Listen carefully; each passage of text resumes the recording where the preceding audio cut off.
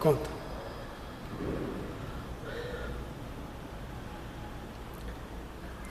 Vamos dar então uma recapitulada na maneira de preparar os multímetros para medida em paralelo e também medidas em série?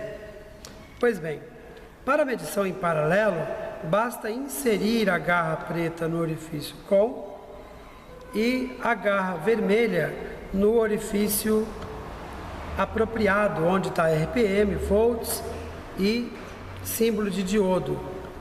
Então, tanto no multímetro digital quanto no multímetro de escala selecionável, essa situação ela permanece a mesma. Bom, no modo de medição em paralelo, nós podemos medir volts. No caso do multímetro automático, a escala é selecionada automaticamente. Já no caso dos multímetros que depende que o técnico faça a seleção, então está disponível 200 mV, 2 volt,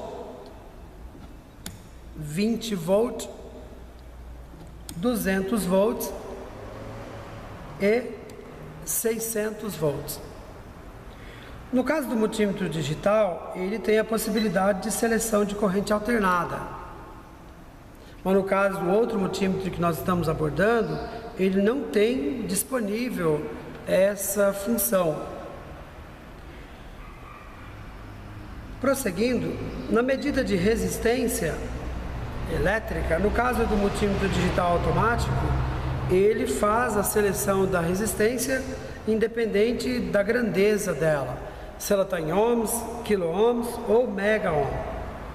Já no caso do multímetro que demanda seleção, é preciso selecionar até 200 ohms,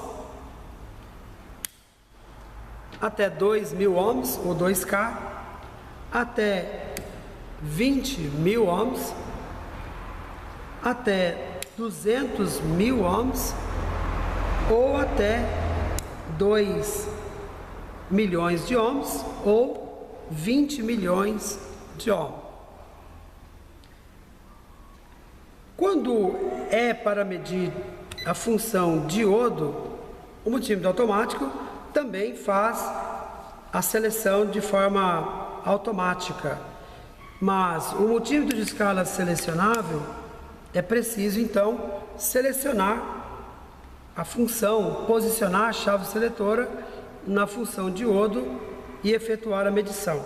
O modo de se medir é basicamente igual nos dois casos, não há diferença. Naquilo que eles são compatíveis, que eles têm a mesma capacidade de medir, não há diferença entre eles. Pois bem, a função temperatura, ela não está disponível aqui no multímetro selecionável, mas no multímetro digital automático, essa função está disponível. Para isso, basta inserir a garra de temperatura, remover as garras de medição e efetuar propriamente a medição por inserir o termopar no meio em que se quer conhecer a temperatura. Já no multímetro de escala selecionável, ele não tem essa função disponível. Então, vamos continuar. Isso pode acontecer com muitos multímetros. Talvez o que você tenha aí na sua oficina, ele seja limitado para efetuar a medida de temperatura, por exemplo. Ok? Quando eu vou medir frequência no multímetro digital automático, ele consegue determinar o valor da frequência sem que haja intervenção do técnico. Já no multímetro de escala selecionável, ele terá que selecionar. Inclusive, terá que conhecer o valor de frequência daquele componente para que escolha 200 Hz, 2000 Hz ou 20.000 Hz. quer dizer que frequência maior que 20 mil Hz ou 20 kHz, ele não é capaz de efetuar. Enquanto que o multímetro automático, ele possui uma capacidade bem maior de reconhecer frequências em valores infinitos. Muito bem. Em RPM, eu também mantenho a mesma situação. Eu consigo medir RPM até 2.000 giros e consigo estabilizar leituras de RPMs acima de 2.000. Essa também é uma base comum entre os dois multímetros, tanto o multímetro que demanda selecionar quanto o multímetro automático digital, eles são capazes de fazer a mesma leitura. Bem, quando se fala de ciclo de trabalho,